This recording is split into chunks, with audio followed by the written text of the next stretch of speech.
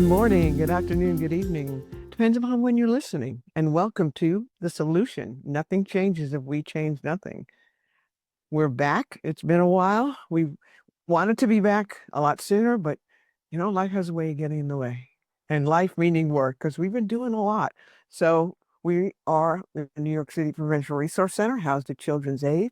And I'll introduce you, if you don't already know, to my partner in crime. Chevar Francis, Community Development Specialist with the New York City Prevention Resource Center, co-host of The Solution. We change nothing. Oops, I just screwed it up, but that's okay. Because I'm excited. Nothing changes. We change nothing. Oh my God, the sun is out. It's been a while. Great song by a rock band for the 90s called Stained. If you guys haven't heard that song, go listen to a great song, rock ballad, Stained. I don't work for them, but anyway, it's a great song. It has been a while. It has. It's been a while. Well, we see each other all the time, but as far as the recording, it's been some time. A lot has happened. Yes. Oh, things keep happening. I know, it's pretty amazing. And it's also been a while since the sun's been out. Yes. So the sun is blasting on my face. Normally doesn't do that, probably because where I'm sitting in the house. I wish I would have paid. Let me scoot over. Now, let me get the sun rays, because in starting this weekend, it'll be less sun. Yeah, soak up the rains, man. You need it. You got to get that vitamin D. One thing you know is that I'm not complaining. I love the cooler temps. Well, other than that, I mean, how are you? How have you been? What's new? What's old? What's great? What's not? Well, there's a lot of not so great, so I don't know if we want to go there. What's on your mind? That's why I'm staying focused on what we do. I'm focused on what we do because we're doing some good stuff. But I'm tired. It's Friday and I'm tired because we just came off a virtual SAPS training for 3 days. Great group of people. We have 39, 40 participants. And we give it our all, and we're exhausted by the end, as they are too, because they put out a lot. So I'm really glad it's Friday, and it's Halloween. Halloween, yes. So, admit, when you were younger, 10 years ago, when you were younger, and you were trick-or-treating. Did you go? I'm rephrase that. Did you go trick-or-treating when you were younger? Yeah, I started out in the Bronx in public housing, going door to door in my building, and then moved to Queens and did a lot of serious trick-or-treating. What was your costume of choice? My mother was very creative. I always say to people that my mom was the Lorelei Gilmore of mothers, because she was so creative and inventive. So I went as whatever she would come up with. I mean, one time beatniks were very popular, and when I was a kid, I was probably about 6 years old in the late 50s, and she put a beret on me with a striped shirt, and she made me up with eye makeup like she wore, and like very tight pants, and had me walking around. People knew exactly what I was. And I remember, I don't know if it was that costume or another, but I went to someone's house and my mother had put the makeup on me. And she was one of the few moms at that time who wore makeup. And the woman who answered the door said, Harriet Katz's daughter. That's dope. That's super cool. Yeah. That's super cool. So I mean, my mom was real creative. And so whatever she would, it would be the things I was into. And whether it be a cowgirl or a musician or a beatnik, my mother would make it happen for me. And she'd come up with a way to do it. My favorite part was coming home, though, with giant sacks of candy. I mean, we'd go out 2, 3 times and people gave so much candy. And then she'd put it in these giant jars and we'd eat it for months. And I knew she threw out the rest because we had so much it didn't last forever. Well, how about yours? Like what we're doing, like. Say it again. My experience, when I was younger, my choice of costume was a ninja. It was big. Ninjas were big when I was growing up. So, I always had a ninja costume. One year I got plastic nunchucks, and I was excited about that. It's like in the following year, it was for a long period of time where people would build on their ninja costumes every year. Like I ended up with a sword. I was excited. I mean, I got a new ninja costume the following year, but I would get new paraphernalia to add to the to my costume. But that, I mean, that was something I did miss, especially growing up in the city. I don't see a lot of young people doing that as much. But I do see.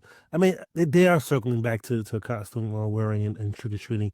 Early this morning, really early this morning, I went out and I did see. I had mostly adults and young people wearing their costumes, either going to school or going to work. And for me, it was joyful. I know how it's I supposed to love be that. scary. Yeah, exactly. I was like, oh, I should have wore a costume today.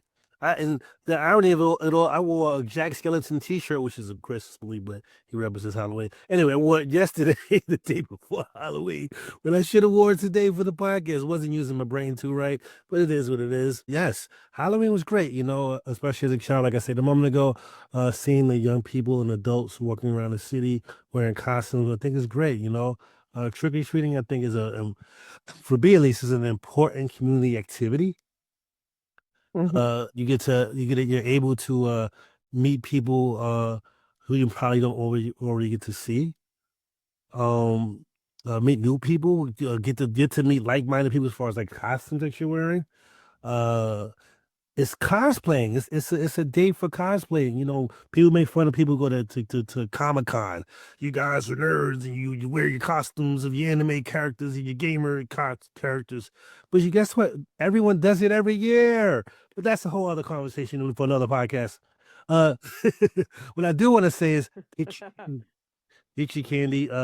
Get tons and tons of candy. If you can get your candy, make sure you make a pile. If you have younger siblings, brothers, cousins, aunts, uncles who like candy, split it up, share it up. There's a lot, like Ronnie said, there's so much candy sometimes you don't get to eat it all. Like I'm a parent, and I've recently found years old candy in the closet. Oh no. Years old candy. I'm like, Tell me you didn't need it. no, no, no, no. This can't be you. But what I would say is, like we stated a moment ago, Halloween trick or treating is for all. Well, we didn't say that, but I'm saying it now. It's for all ages. So young people get candy, older people get candy, meaning adults who are above the age of 21 and on. What I would ask you to do is make sure you check all your candy and adults. Make sure you separate your adult candy from your kid candy. We don't want to have any accidents, because it happens. It doesn't happen. We don't want it to happen. There's not like a large statistic about it, but we don't want to make any mistakes in mixing our adult candy. And for those of us who know what I'm talking about, the adult candy. We want to keep that from our regular Snickers and our my favorite candy. What is my favorite candy? Kit Kat and Reese's Buttercups. Reese's peanut butter cups. Yes. I think those are my top two. You know, I I do like Kit Kats and I like Reese's, but it's not one of my favorites. It's like I wouldn't choose that. But my wife loves Reese's. That's her thing. Um, I I do like Kit Kat. Like whenever we didn't buy additional candy this year because we already had some candy in the house, and they sent us a promotional bag of candy from one of the Oh, orders. nice. We either that or they made a mistake and put it in there, but it's stuff that kids really like and we don't. So we're like, hey, we're good. But I candy we got every year when I would buy the assortment. I like Three Musketeers. I like Mm, Milky Ways. I like those a lot. I'm not Um, much of a nougat I guy. do like Hershey's. Not much of a nougat guy. You're not in no? Uh-huh. No, yeah. We all have our things we like. I mean, it's got to be chocolate for me though. Mm. Gotta have some kind of chocolate in there. Like I'll eat one Reese's and then I'll mix it with other stuff. I like Twix. Oh, Twix is great. Twix is up there. Although I said not much of a nougat guy, I do like Snickers. Snickers straight out of the freezer. Straight out of the freezer. Out of the freezer. I like Milky Ways like that. Straight out of the freezer. Give it to me like that way. So one of the great guilty pleasures that growing up having when you don't think about cavities, when you don't think about the dentist and flossing, when you get older kids, trust me, these are things that think about it now. But definitely Yeah, all like these breaking a tooth. breaking it to decay, all these different things, and yeah. So I mean, enjoy the candy, young people. Enjoy the candy, young people. Enjoy the candy, young people. And the reason why I mentioned the adult candy, we practice prevention, right? The idea, especially primary prevention in particular, we want to make sure that we want to prevent the onset of any type of misuse, any kind of a misunderstanding of what's being placed in front of them, and it might not be it might be unintentional, but we want to make sure that we have it placed in a separate bag or a separate storage container specifically for an adult consumption only. And this isn't me saying adults go get the adult kitty. I'm not saying that. I'm not saying that. Not saying that. What I'm saying is if you already have, we want to be mindful of what we're doing with ourselves and live and have fun in the day. Make sure you check out the costumes and stuff like that. But anyway, let's get back. Gotta have fun. Yeah. This is a I know. really excited. Go for it, Ronnie. Well, I know it's just I'm looking at you know, a Google search here because I want to see what's the situation this year with drug laced candy and kids. It's been called a myth by a lot of people, but then I start to find articles in it, and but I don't see a lot of it. But still, I know even during the days when I was a kid, which was a long time ago, my mother checked every piece of candy because people can be True. there's some, I mean, I don't want to say it's a lot of people, but every once in a while you get somebody who does something really crazy. Like we've heard of, a needle being put in a piece of candy or a razor blade. And again, it is rare, but it's important to check your kids' candy. And also for candy that may have expired, speaking of expired candy, or that looks really nasty. My mother used to separate it, but I think she did that so she could get the one she liked the best. I did that too. My kids might be listening to this, but I did that also. I made sure to take out what I liked. But I guess we should get back to prevention. Yes.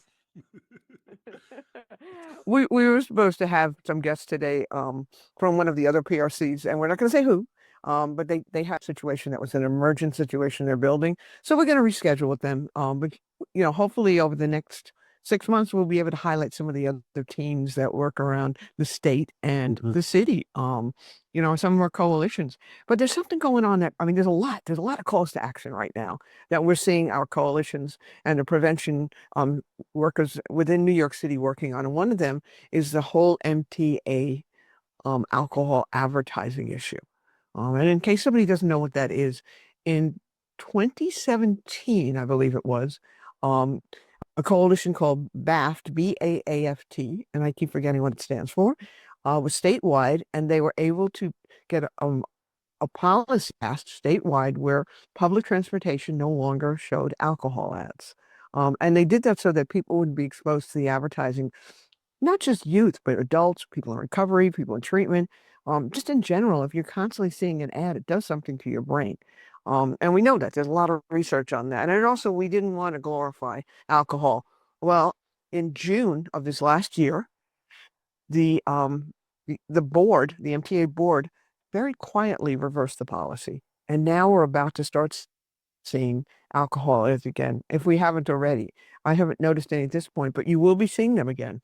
And apparently, there was a lot more money in ads um, that made it worthwhile. They felt, instead of banning the ads, that they were losing money, and the city needs money, so that is what they went with.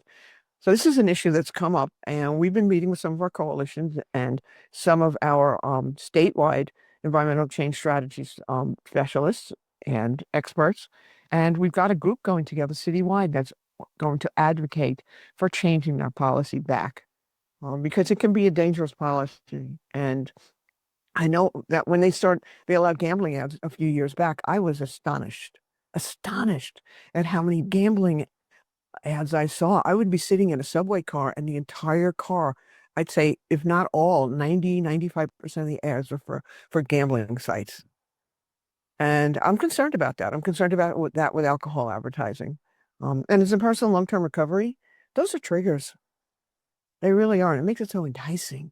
I didn't feel like it was going to interfere with my recovery, but I could see it interfering with a lot of different groups. So that's one of the things we've been working on.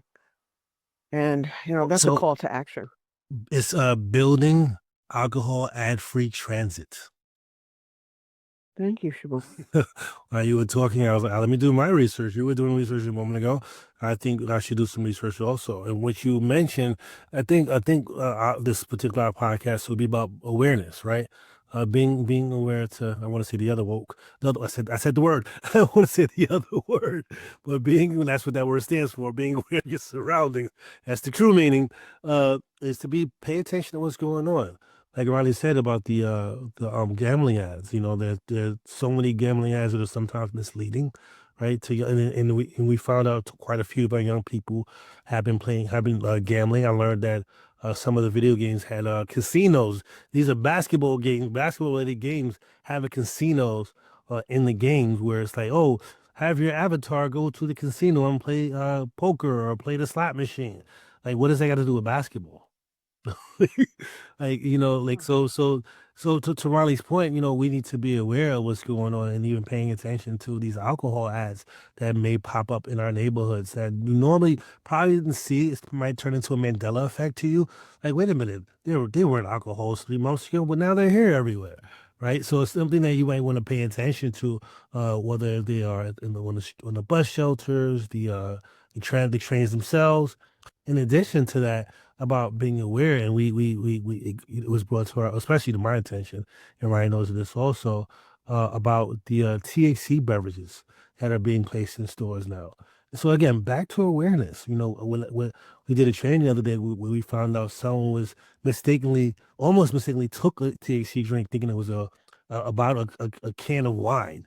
So luckily they didn't drink it. It was like, oh my God, luckily they read before they drunk it, because that would have been a whole different experience for this individual, right? Again, and this wasn't something that they were into. They wanted to participate in. It was just they were at an event, and I wasn't there. This was told us they were past the beverage, not knowing what this beverage was, and I'm pretty sure it wasn't the intent to say here's a THC drink. It was that someone probably went into a cooler. If you ever been to a party, there's a cooler. And that's something that's also, we talk about this. I was talking about awareness. We talk about this during the summer months where you have coolers, you have barbecue events, and sometimes we actually in the past suggested have two coolers. One that's adult only, and the other one that's young or adult free beverage. But so what happens at some of these events, we trust our young people to only grab the juice and the sodas, what have you. But sometimes the cans may get confusion, which is a campaign. Can confusion. They might get confused and they end up grabbing something they might think is a Sunny D, but it's the Sunny D hard, which is which apparently has vodka in it. So be aware, pay attention to what's happening. Whether it's the candies, like I stated earlier, making sure the adult candy stays with the child candy. In addition to paying attention, make sure again, there's not a lot of data that covers that, but these things in small pockets may happen, right? Also check for the needles and the razor blades and all the other stuff. Any open candy, don't give it to anyone. I won't eat it. Don't give it to anyone. And also, like when you go to parties and you go into the cooler, we blind dipped, right? You know what that is, Ronnie? You take your hand, you open it up, you stick it in, and you shake around in the cold ice. You pull out something. Oh, I'm gonna drink. I thought this was water, but or I thought this was seltzer water. When the fact is something totally different. So with that said, this is about prevention. Again, do your best to separate those for people, to like Ronnie's point, who uh maybe enticing to them who are in recovery, right? Make sure that we protect those who are around us, and make sure we protect our young people, right? And also make sure, because Ryan's a pet parent, make sure we protect our pets, because the pets will eat your candy. They will eat your candy. Yeah, well, that's dangerous for them just in general. And again, I don't want to propagate any myths about Yes. dangerous stuff in candy, but it's just that we're talking about paying attention in general. Yes, that's it. It's really, like I said, all the years ago when I was trick-or-treating, it was just about really making sure that it was edible candy for me. But now we have so many other things. But you're mentioning pets, and we talked about this recently with somebody where one of the things with legal cannabis has been that people have seen a lot more calls to poison control. And, we looked this up and we got some data on it. And there's a lot more calls about pets being exposed or ingesting cannabis products, as well as young people, as well as kids. So yes, it is very important to watch out for your pets because they will eat anything that they see laying around. I mean, my dog is always looking for little snacks. What can she find? You're looking for crumbs, and she eats well. Believe me, she eats well. But yes, they've seen a lot more calls to poison control. I was wondering about that. I can't remember. Do you remember who we were talking to about that? But we were talking to somebody about the fact that that was a lot more prevalent these days. Oh man, I think it was in one of our trainings. Again, these conversations come up, and it was in the training in the SAP training. It definitely was there. We were talking about it because some of us are pet parents, and these are I'm sorry, a guest, one of our guests is trying to come in. I'm going to respond to them, but I'm gonna keep talking while I respond. Uh, but I believe it was in our one of our trainings that this came up in.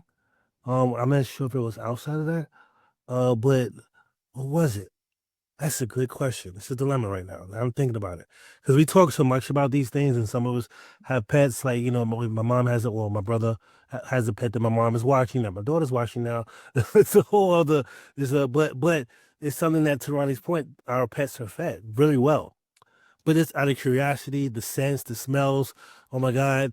In English, my mom has a little bulldog. It's a really tiny dog, and I didn't know that the dog can get on top of the table when no one's looking. Guess what? The dog is on top of the table eating the food. It's like it smells good. There's oxtails, there's rice and beans. I want to eat that. So to that point again, the dog doesn't know what they're eating. The young person, the child, doesn't necessarily know what they're eating. They get see candy. And again, I'm not going out here saying, hey, this is happening everywhere. We're not saying that at all. But it's a very, very tiny possibility, and we don't want that to happen to anyone. Just be aware, be mindful of what you're doing, and have fun. Have fun. Sit down with you, watch a movie. That's prevention, right, Ronnie? Talk about alternatives too. Yes. Take your kids out to trick or Uh, treat. Take your dog out to trick or treat. well, see, that's the other thing. One of the things that I've noticed over the years is that a lot more people dress their dogs up. And there was a parade I think in the village this past weekend where they Tough. had dogs dressed up. And it was a dog costume parade, and it was the cutest thing I've seen in a long time. And it's, I'm sitting here, I'm thinking, what we're talking about stuff that is just kind of silly and fun, but I need that stuff right now. Those are the little things that keep me going through each day. There's a lot of stress for people, and as we're talking about trick or treating and candy, my mind is going to all the families that are about to lose benefits. And we're not going to get into the how and why, Mm. but I really think it's important just to remember that there's people out there who are having trouble making ends meet, who are not going to be able to put food on the table like tomorrow. And yeah, trick or treating might be a nice way for people to get out there and just have a little fun, but people need more than candy right now. And if, any way we can dip into ourselves and help people in any way possible. But We for have once, I was talking you to the you were exercise. interrupted this time. You were interrupted this time. We do have a different guest who's a part of our team, and I'll let them in now. And All right. unfortunately, Ron, we almost at that time, but maybe we'll give our guests, and you guys might have spoken or saw our guest before. The wonderful, the magnanimous, the gracious, the glorious Kate Hicks. Welcome, Kate Hicks. Thank you so much for having me on. I'm happy to join you guys always, anytime. And thank you for joining at such a last minute. That's why what makes you amazing. You just jumping in and taking on. That's when you came into pop. You just jumped in. You ran. You made some change. You ran. You ran. You skipped. You jumped. Yeah. You backflipped. You flew. You did all those things to make sure that pop got back on track. And we thank you for that. So we invited you here. So talk about an upcoming event you have. Do you know that event? It's an annual event. It's not Halloween, guys. It's not Halloween. I have a guess. For those who work with us, I've been talking a lot about one event in particular repeatedly. So I'm guessing that's the one. Next month, 2 weeks from now, November 12th, Pop is holding its second annual town hall. So last year, before I was in this role, last October, NYC Pop held its first town hall. It was called Can We Talk About Cannabis? And it was a moderated panel discussion, hosting a diverse panel of community voices with Canva's and Brooklyn Yass's very own Nairi Smith as the moderator, doing a wonderful job, talking just about, the changing landscape of cannabis in New York City and how that is intersecting with youth access and youth use. It was great. I watched it when I onboarded, and I felt like it was just a really powerful discussion with a lot of unique and important perspectives. So we set out to do it again this year. And I'm excited about the theme in particular. When we were thinking about it with our members, we really we're hearing that folks wanted to dive a bit deeper than thinking just about individual substances, and really getting into those root causes and those protective and risk factors that we deal with in our work every day. And, bringing those, into the conversation. So talking about things like identity and belonging and mental health and discrimination and access and environment, legality, family structure, all of the things, that really are essential to the conversation of youth substance use. So I feel like I bared the lead there. The title is Can We Talk About the Why? Understanding Youth Substance Use. And November 12th, 6 to 8 p.m., it is a virtual town hall. Again, a moderated discussion. Nairi will be there hosting an amazing panel. I'm so excited to say we've got some really great voices this year. We've got Senator Fernandez coming back to join the conversation. We've got someone who works with the NAMI NYC youth group as a peer leader. We've got Children's Aid very own Preston Sharp, Hendrick Martin Institute's Lauren McCarthy, among others. The list is non-exhaustive, and a couple youth voices, because we're talking about youth and youth decision-making and youth behavior. And it's really, really important that youth are there and a part of the conversation. So all of that to say is that we have a very, very exciting event in the works. And we hope that, all of the fabulous folks we work with will join us. We hope that they, can amplify it with their own communities. We'd love if we had, families engaged, school leaders engaged, practitioners and healthcare providers. I think this conversation really is relevant to everybody. So I'm so excited. And thank you for giving me a little bit of a soapbox to stand on to talk about it. Well, I was saying to Chevar recently, we should have you pop in every podcast and do updates, because I think that would be a great feature, and it'll let people know what's going on with NYC Pop, and how to be a part of that, and just be able to get the information that NYC Pop provide for all the events going on, and not just the events, for the activities and the educational information and the initiatives. There's so much going on. People don't realize that citywide, prevention has really collaborated. That's one thing I'm loving in New York City, is seeing people are going to each other's coalition meetings, coalition members and coordinators. They're attending each other's meetings, and sometimes in different boroughs. They're joining each other for their community scans. Everybody's trying to work together. So what other stuff is going on with POP that people might be interested in? Yeah, that's such a great point. We're all very busy, and it's such a collaborative space, which is so awesome and exciting. Oops, my alarm going off. What else is POP working on? So right now, POP is also a part of an MTA alcohol ad ban policy initiative. I don't know if you've probably spoken on it on here.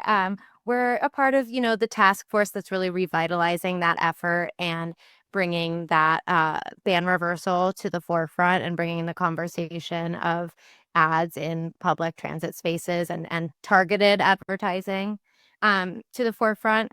We are, of course, supporting the Can Confusion campaign in many ways, making sure that coalitions across the city can join that initiative and know how to support it and know how to maybe start to collect data in their own communities.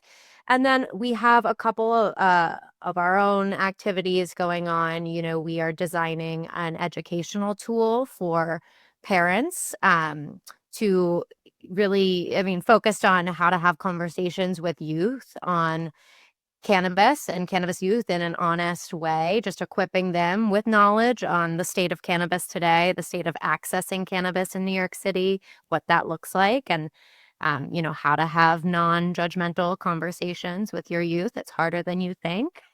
Um, and so, yeah, that is in development. We've had some great focus groups with folks. We are also setting out to do some sort of sticker or poster campaign this year that celebrates responsible cannabis retailers, so legal dispensaries, really just celebrating them and equipping them with the tools to be advocates in their own rights and be advocates for you know, the legal system whereby products are tested and they, you know, go through safety checks and they are not being sold to youth and they are an appropriate distance from schools and from faith-based organizations. And, you know, they know how to report illegal operations and they know how to advocate on why that distinction is really important in their own communities, because they so often get lumped in as well, you know, with this conversation of youth access. So many things. Trying to think of what else. You know, we're setting out to equip some ambassadors in the schools where we'll be disseminating those educational tools to just lead that and have those thoughtful conversations with parents, and, you know, really creating more of a space where there can be sustained dialogue beyond just dropping a link. So we'd love to know that there's someone that we've worked with in these schools that is equipped to have, you know, the conversations, to refer to appropriate resources, and we've given them, you know, some support to do that. So we've got a lot going on. It's sort of hard to keep, you know, all of it straight. It's all happening each on its own timeline, but we're really excited. So every meeting is very active. And then, of course, as always with POP, we are producing just communications for preventionists and prevention-based, social justice-based communication, stuff that we work with every day that benefits all of our work. And, you know, we encourage everyone we work with, folks that may have just heard of us, to get involved, get on our contact list and use these communications to supplement their own marketing, because, you know, a coordinated network of messaging is a really strong way to impact the community with evidence-based materials. A lot of stuff and really good stuff. Now I was going to say the same thing. That's a lot. Yeah, right. That was a lot. It was amazing for me to sit back. I'm pretty sure Ronni has someone else do the talking. It is shared. Impressive. It's very impressive, but in a positive way, in a positive light. And it seems that you guys at Poppers are doing a lot of things to push forward primary prevention in general. And we did, prior to you coming on, we were talking about BAFT, and we talked about briefly kind of talked about it. And we talked about the alcohol ads that are being placed back into the bus shelters, the subway stations, and so forth. And we talked to people about being aware of what's going on. And I mentioned the Mandela effect. Or people were like, they say, wait a minute, there's always been alcohol ads here, because people won't even remember. People won't even remember, literally, that alcohol ads had disappeared for quite some time. And they're like, well, it was there last. What do you mean it wasn't there before? This is the ads right around the corner. So that may end up happening where people may not even realize it was gone. And I think bringing awareness, and I think that may be the topic of our shows about buyers beware, about a variety of things. Well, we talked about incapable of experimentation, the can confusion with the THC drinks now in the stores, right? That's another thing what people need to be aware of. We talked about safe storage for adult candies, because it's Halloween, right? Young people see candy is candy to a young person. Candy is candy to a Or young dogs. or a dog. Candy's candy to a dog. So we talked about that, and safe storage is also important to support prevention efforts for young people and also people in recovery to help support them. And this is about a lifespan initiative. And I'm doing a lot of talking. I'm gonna let Ronnie take it over because I can talk and talk and talk and talk and talk and talk. But it was impressive to see Kate do it, so I was like, I'm gonna practice weight. Well, it just shows the many sides to prevention. You know, people, when they hear prevention, they think one thing. They don't see all of this. And it's so multi-level and multi-systemic. And I mean, and there's even more stuff going on. I know we talked earlier about a resource guide so people can be, you know, put in touch with safe storage or safe medication disposal. You know, years ago, all we had was like twice a year the drop-offs. Well, now your pharmacies, a lot of them have that. You know, that was something we advocated for years so that you don't have to hold on to old medications that might be in your house that you could take and they're expired and might harm you in that sense. Or people don't know this kind of stuff, but like realtors, very often realtors don't realize when there's an open house, if there's medication in that bathroom, you just open the door to somebody who's searching.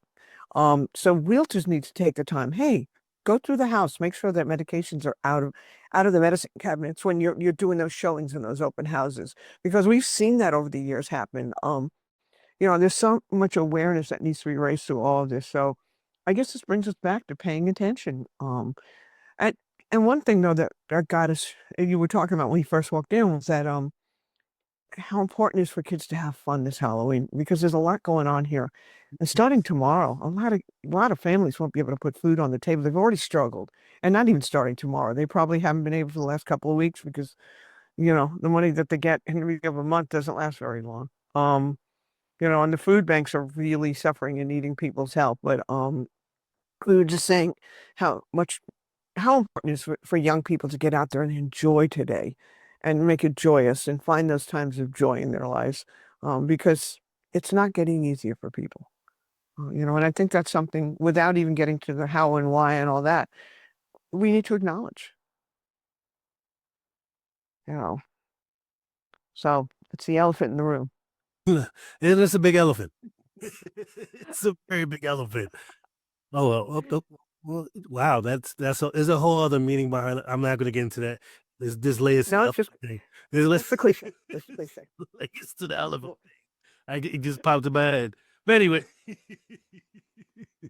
but no, exactly what Ronnie is saying. Also, what Kate is alluding to about you know the alcohol stuff and the cannabis stuff. It's important to be aware, right? You know, especially when you have young people, people in recovery, or people in general who you want to protect around you, right? You know, people are going to have lifestyles. We all understand that. We all understand it. We understand it. But what we're asking is to protect those around you, to pay attention to those around you, pay attention to your needs also. And Ronnie, back to the buyers beware. I didn't even think of the realtors in the cabinets, I didn't even cross my mind that a person who may be struggling will see the oxy or whatever in the cabinet and may swipe one. Or not. I don't want to put that on the energy out there, but it's there, Ronnie. What are you gonna say? No, you know, and again, it's not faulting people. It's No, not not at all. saying, but it's not blaming or shaming. But I know when you have an addiction and you gotta find some way to just not feel like you're suffering and sick, you're gonna do whatever you have to do. You know, any port in a storm. And over the years, we've seen, you know, a lot of instances of that happening. I know years ago when I was working for Portland Public Health, we were bringing that issue up to a lot of realtors, and veterinary medications as well. You know, these are all areas we always think of the traditional places people can get drugs. Um, but there's a lot of non-traditional places that we need to be aware of. And again, it's paying attention. You know, so Non-traditional, like now our supermarkets. Very non-traditional. I'm only laughing. I'm not laughing at anyone. I'm laughing at this. I'm not. I'm more. It's more humorous to me that these things are happening. That we let these things pass. So I am very concerned. I'm very like wow. This one, like I said to Ronnie earlier, I did go outside, and I saw the trick or treaters. I went to the supermarket. intentionally to look for those things that was shared to me. And luckily, I haven't found them yet. But I guess if I got sent in the weeks past to the team, friends of mine have been sending me pictures. Kate's seen them, so they're there. But again, like what? And my question to me and to all of us is, once we all find out they're all there, what do we do next? Like who do we put the pressure on? And when we were doing the training, and Kate is there, and she talked about the town hall. And I said we're gonna have an elected official at this town hall. Please ask the question, because people are saying that they're at their gas stations, they're all in all these places, and people didn't realize that they aren't supposed to be there, right? And it's about being aware, buyers beware, right? Paying attention. So I definitely asked the question, because like I even asked myself, if I see it there, what do I do? Take a picture? Like basically that's the best I could do. Because like I don't because like what do I do next? I think that's part of our conversation moving forward is what do we do next as far as like the removal of those things, if I understand they're only supposed to be in dispensaries. I could be 100% wrong, but that's how I was led to understand. So when we have this town hall, anyone's listening, please join. I'll make sure to put a link in our description for you to sign up and register to join, to listen in and ask the question. And this isn't about shaming anyone, telling anyone not to do this or to do this. This is about concern about what's going on, and we should be aware of what's going on in our neighborhoods, being what's going on in our stores, or what's going on in society as a whole. Is to figure out how do you support you, how do you support yourself, how do you support your neighbor. To Ronnie's point about what's going to happen this upcoming weekend, or it's probably already happening. How do we support our neighbor? How do we support each other? Right. I remember, Ronnie, you might get attest to this. I remember going up way when I was younger. Stopped a little bit after I was younger. You would go to your neighbor's house and get sugar. Like literally, like you can't do that now. Don't knock on my door. But like back, I think about bringing back the neighborhood aspect, bringing back the village aspect, especially when we talk about coalitions. One of the things I always say to people with coalition is the village leaders. They're the ones who come together and speak for the community. Right? They're the ones who are the voice of what's going on in the community. So again, like what do we want our village to look like? And Ronnie's unmuted herself, so I know I'm doing the talk thing. Go for it. I was trying to think if like we ever got sugar from a neighbor, but Oh, I know. I've done that. no, but I thought about it, and there was a time. I mean, where I'm living now, we've been at 3 different locations since we moved back to New York, and this is the neighborhood where we know everybody, where we can go out and talk to our neighbors. We live on a dead end street on a block, in an old fashioned kind of neighborhood. And I feel like I can talk to these neighbors, but when I was living in an apartment building in New York City, in Queens, near Jamaica and Briarwood it was called. Um, we were like a support group for each other. I'll never forget. I knew every neighbor, and of course they would come to me and they say, "We need help with this. Can you help us find?" I guess that's always kind of been my role to coordinate stuff. And I remember there was an incident where on the 5th floor we were hearing really awful noises, and a bunch of us went up there and we heard the noises of a woman being thrown against a wall and screaming in her apartment by the guy she lived with. We later found out he was dealing drugs, and he definitely had some issues. So the whole 4th floor where I lived went upstairs, and I'll never forget this. I had a baseball bat with me. I don't know what I was going to do with it. Like I could really, defend myself against this 200-pound, 6-foot guy. But we went to the door and we took her in, and my neighbor next to me took her into her apartment, and we called the police. And he just laughed in our faces, and she wound up dropping the charges, which was sad. But every time I passed him after that, he'd say, "Ah, the baseball player." Because I had the bat that day, but I'll never forget the fact that everyone got together, even in the face of danger. We knew each other. Everyone on every floor, basically, in an apartment building in New York City, knew each other. And people don't realize that goes on in New York City. And I think it still happens in a lot of buildings. We never highlight that aspect of the city and how it really is. It's got a lot of things and virtues that people don't know about. They think of New York City as cold and violent and angry. Like they look at SVU, okay? Or they watch, other episodes of the Law and Order franchise, or they watch a show that takes place in New York City, and that's what they think New York City is. And it's not. It's really a city where people come forward and help each other. And I'm curious what both of your experiences are with that. I know all my neighbors. Well, my neighbors don't know me. We don't know each other. Like, so it's one of those things where if your Amazon package is delivered, someone's gonna pick it up, put a note in your door. I have your package. So they are very keen on supporting each other as far as that. And I live in Harlem, and my kids are like, dude, every block I walk by, someone says hello to me, and my kids like, dude, do you know everyone? Like, I don't know everyone. I know a lot of people. And to the point about protection, they because they know who my children are. Like one time, my son was in the store, and some guy walked up to me and said, "No, I'll pay for your food." And he's like, "What are you talking about?" He goes, "No, I know your dad." He was like, and it was like, and I'm telling like these are people looking out for you. They don't have to pay for your food. They don't have to pay for your things. They just letting you know, hey, I got your back. If anything ever happens, I know your dad. I know who you are. I recognize you. Even my daughter, that I know who you are. You are protected in the streets of Harlem. So it doesn't matter. You might not know us, but we know you. We know your brother. We know your sister. We know your dad and your uncle. So you're totally fine. So there's to Ronnie's point. It is a community. It is a village, right? People are, although we don't give sugar out anymore to each other, there is still a sense of a community here in Harlem, at least, where people do protect each other, especially if you know each other. And it's not anything punitive. It's about, hey, I'm only telling you I know you because I know your dad. And then when they see me with my kids are like, that's the guy. And they'll call me Var. That's the nickname they got in the hood for me. Short up my name. Now, yeah, that I saw your son the other day. You look just like you. Blah blah. I saw your daughter. I did something for him. I hope I didn't disrespect you. Nah, we're family. Because I would do the same thing for their kids.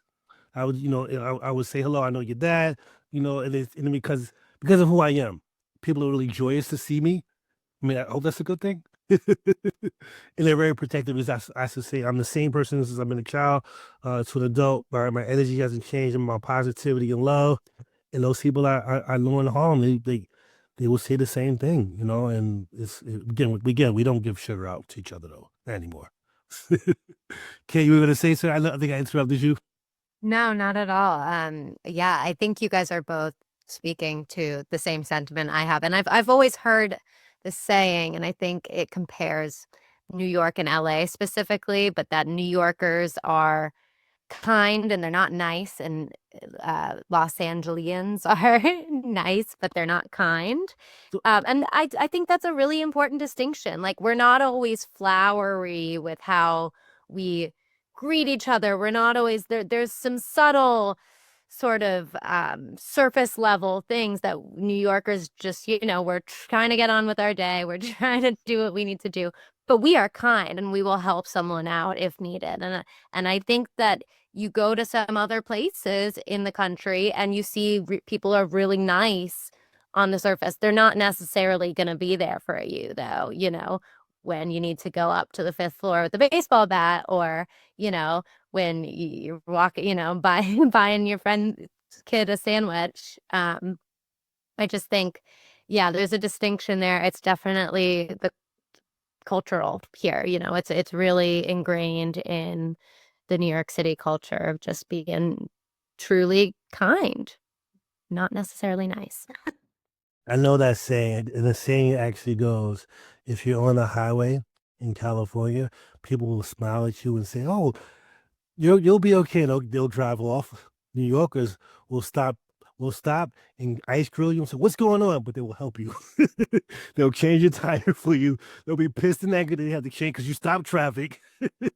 But they will all help you. Every single one of them will help you. They might seem angry, but they will each and every single one of them will help you get to the side of the road, change your tire, call AAA. They'll do it all to support you, and then they'll go about their day with their angry face on. But they will all help you.